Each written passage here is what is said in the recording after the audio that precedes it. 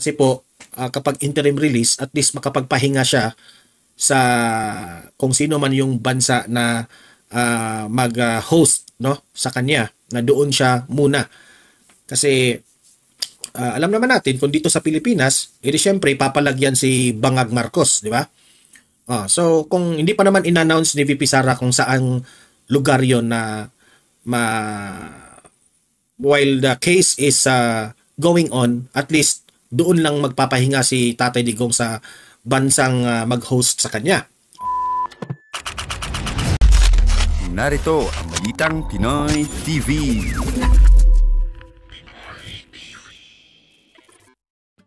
Okay, at panibagong reaction video na naman ang ating gagawin ngayon, at reaction sa update patungkol po dito sa ICC. Meron na po silang update patungkol po kay former President Duterte. Yan ang una nating babasahin, ang kanilang update, at saka magre-react tayo.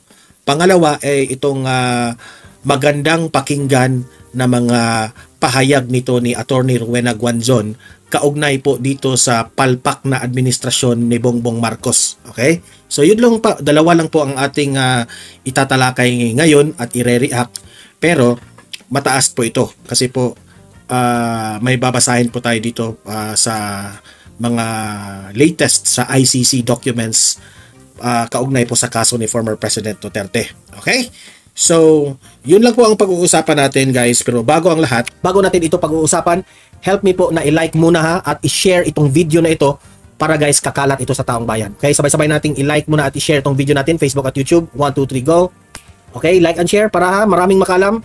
And also guys, paki-subscribe at paki-follow ito para lagi kayong updated sa mga balita na kagaya nito, at ma-notify ang inyong mga cellphones kung meron tayong breaking news. Okay? So, kagaya nito, breaking news ito. So, sabay-sabay natin i-follow, i-subscribe, Facebook at YouTube. Ready? Follow, subscribe. 1, 2, 3, go! Ayan, thank you very much. Ito, punta tayo kagad dito sa update ka patungkol sa ICC. Okay, medyo tayo po'y nalulungkot na ganito po ang update na ito ng ICC. Ngunit ina-expect na natin ito eh. Okay? Kasi alam naman natin, sabi nga nila parang may kasabwat yung mga diba? Yung mga dilawan sa ICC. Okay, many to mention.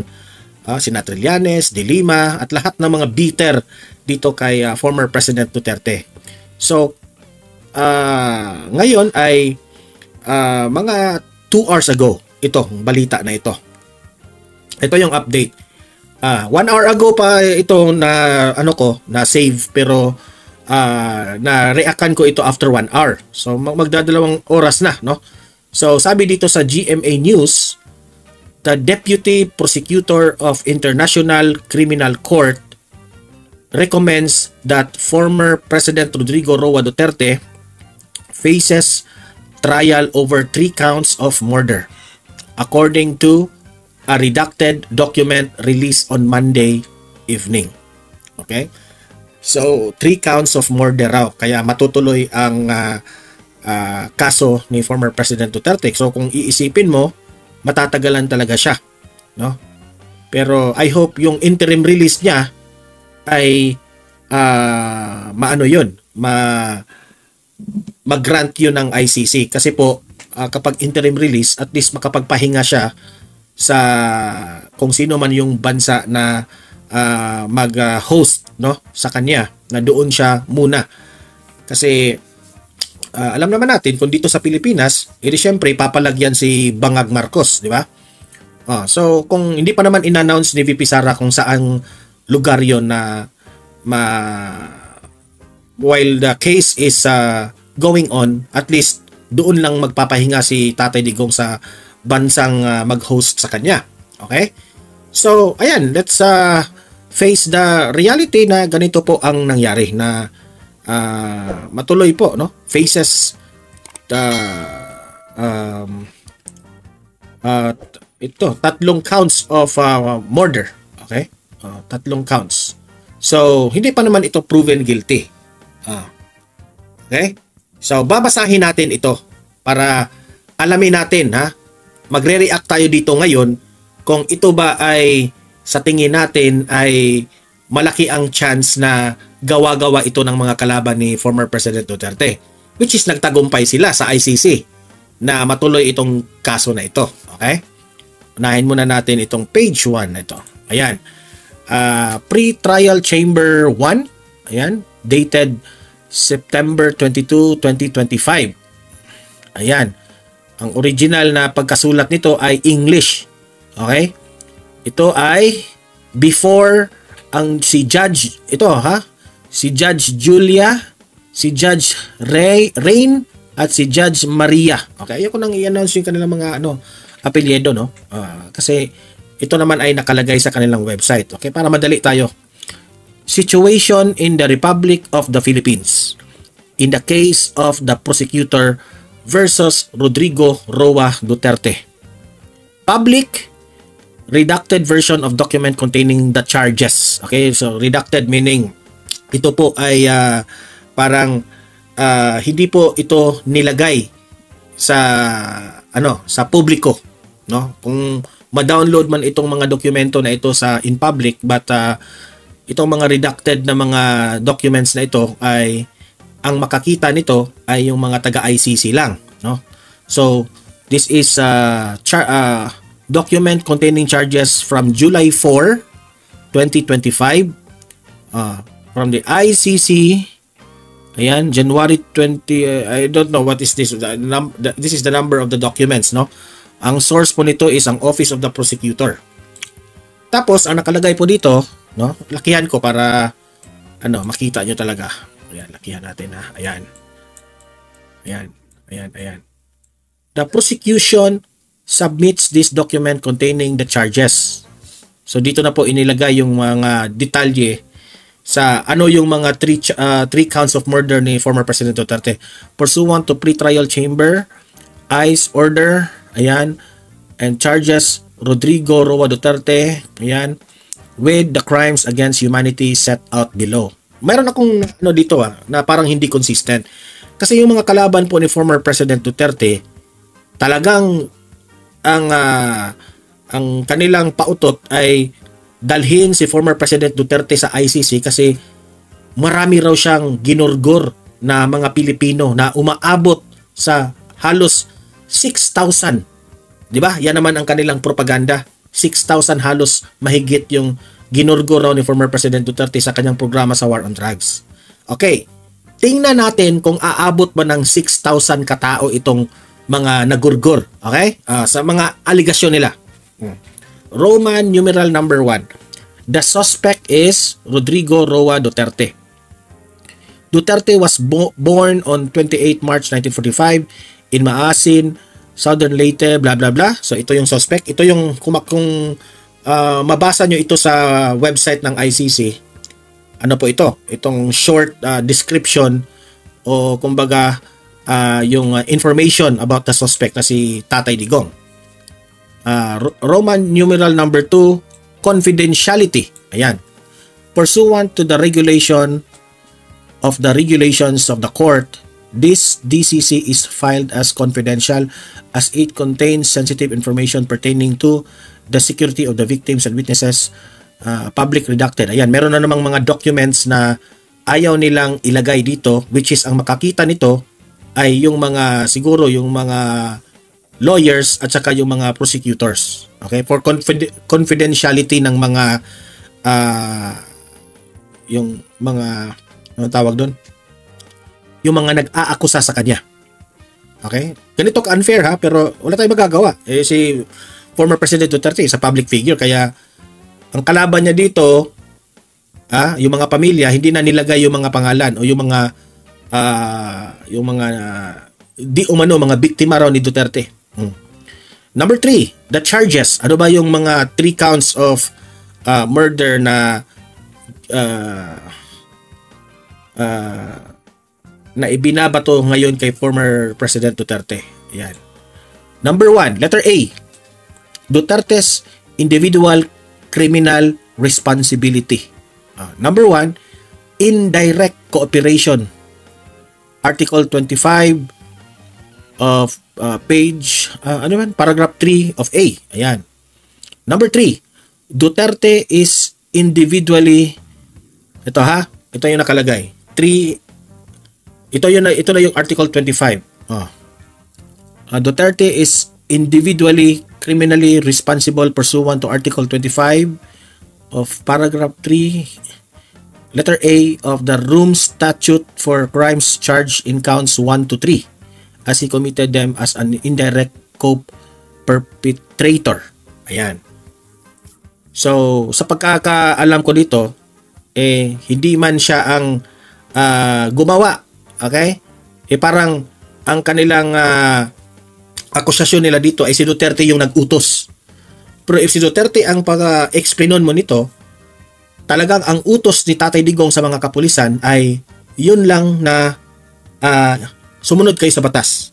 If your life is in danger, unahan nyo na. Diba? Yun naman So, tingnan lang natin kung papasa ba ito. Okay, number 4. At least between November 1, 2011 and 16 of March of 2019, Duterte and his co-perpetrators shared a common plan or agreement to neutralize alleged criminals in the Philippines, including those perceived or alleged to be associated with drug use, sale, or production through violent crimes including murder. Common plan, then the members of the common plan, together including Duterte, the co-perpetrators, each for the least part of the charge period, included some of all the following. Ito yung mga akusasyon nila kay Tatay Digong na meron raw di umanong DDS, Davao Death Squad. Yun ang pagkakaalam ko, pagkaka-understand ko dito. Tingnan lang natin kung meron silang ebidensya dito. Kasi po, ito po yung inaccuse nila kay Tatay Digong. Page 4. Page 4 dito sa document sila. Letter C, redacted. Ayan. Letter D, E, F, G, H, I. Ayan, redacted yan lahat. And other members of the PNP high-ranking government officials. Ayan. Hindi na nila linagay, no? Pero sila lang ang makabasa nito. Hindi na nila isinapubliko ito. So, number 5. Ayan. During the mayoral period, meaning yung mayor pa si Duterte sa Davao, no? And the above mentioned law enforcement officials used police from Davao City and non-police hitmen, together the DDS, ayan, ito yung sinabi ko sa inyo to kill allegedly criminals. Ito yung akusasyon nila na hanggang ngayon hindi nila mapapatunayan. Tingnan lang natin kung uubra ba ito sa ICC. By means of their the jury, and I hope I pronounce it well kasi hindi naman tayo lawyer, hindi ko alam yung mga terms ng ginamit nila dito, and or de facto authority.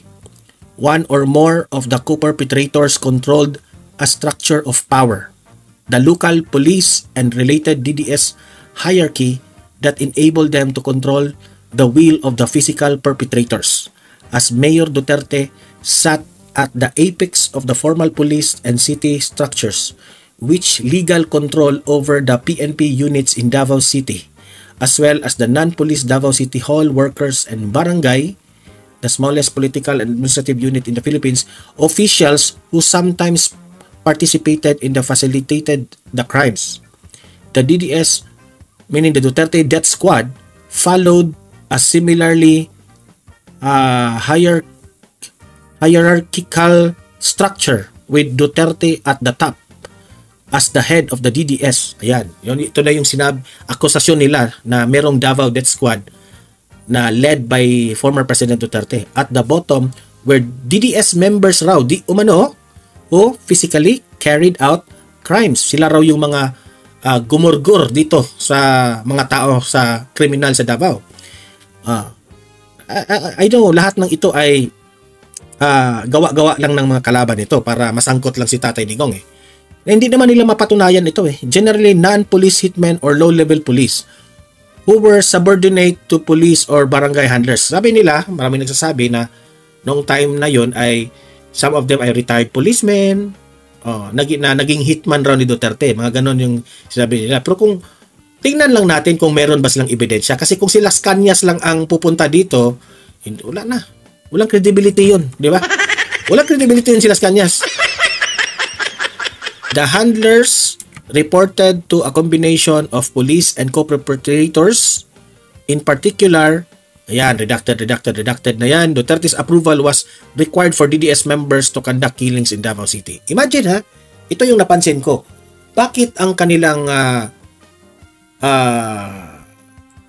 kanilang inilaban ni Duterte dito sa ICC ay yung panahon na mayor pa si Duterte.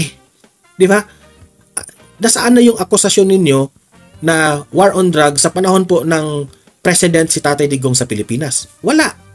Kasi wala silang mapapatunayan eh. Kaya dito na lang nila kinuha nung time na mayor pa si Tatay Digong.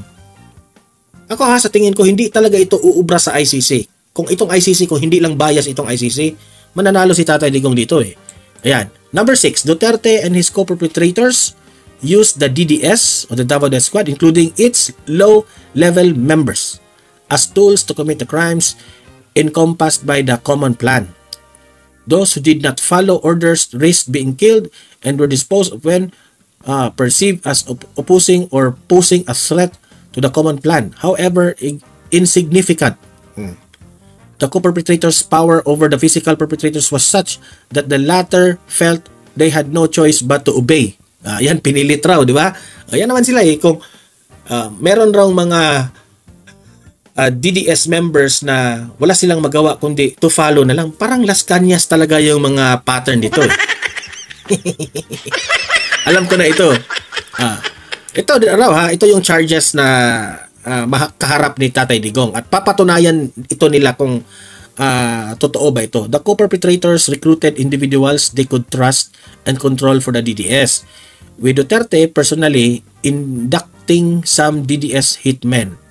They also maintained control by recruiting some physical perpetrators in circumstances in which they owed a debt to Duterte and or police DDS. Yan. Parang malabo na ito eh. Parang gawa-gawa na lang ng mga, alam nyo na, yung mga dilawan, di ba? Physically, perpetrators were fungible within the apparatus. Ayan. Number 7. During Duterte's presidential campaign, ito na yung nung presidente na si Tatay Digong. During presidential campaign and the transition period after he was elected, the co-perpetrators agreed to expand the common plan to neutralize alleged criminals through violent crimes including murder. So, nung sa Davao, merong Davao Death Squad. Nung na-presidente na raw si Tatay Digong, mas lalo raw lumaki ito. Okay? Yan, ito yung akusasyon nila dito. Okay? Yan, umabot na yung diba, kung maalala natin yung hearing ng House of Representatives na di umano, o yung script nila ng mga kalaban ni Duterte ay meron raw reward system. Dito na. Yeah. Talagang sinasangkot si Tatay Digong. But ito lahat na ito na china-charge nila si Digong dito, tingnan lang natin kung makapag-produce ba sila ng ebidensya. Kasi kung gawa-gawa lang nila itong mga ebidensya na ito, di talaga ito uubra sa ICC. Kasi at the end of the day, ang mga judges, ang hahanapin yan, yung legit na mga ebidensya. Kasi patatawag na naman itong hearsay eh, kung hindi ka makapag-provide ng consistent na mga evidence. I don't know lang sa term ha. Number 8. Punta tayo sa number 8. Basta pag ano na ito ha, yung presidente na si Tatay Digong. During the presidential period, Duterte and his co-perpetrators use national network, including its low-level members, as tools to commit crimes. Ayan. Grabe. Hindi ako naniniwala dito na si Tatay Digong raw, nung na-presidente na siya, ay meron na siyang tinatawag na national network. Pati yung mga low-level members raw ay ginagamit ni Tatay Digong. As with the DDS Davao City, physical perpetrators were fungible. Diba? Ito, akusasyon nila ito. Ako, hindi man ako sang-ayon dito. Pero ito, well, ito yung akusasyon ng kalaban ni Duterte. Pero alam natin ang nangyari.